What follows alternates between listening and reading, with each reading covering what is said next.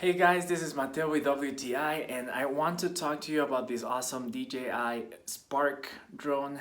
I love how easy it is to use. It's not complicated to pop on and off the battery.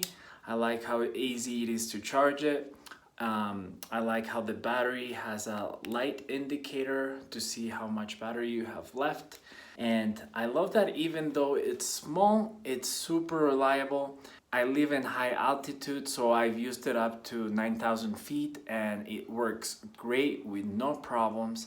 I have also used it with strong winds, and because I'm not very experienced, I have crashed it a couple times, but it's still very easy to replace the propellers, which I think it's super convenient. One of my favorite features is that it has sensors in the drone, so if you're getting too close to an object, to a tree or something, it starts beeping right away, so it will warn you to move away a little bit. And I think that's great if you're just starting to use drones.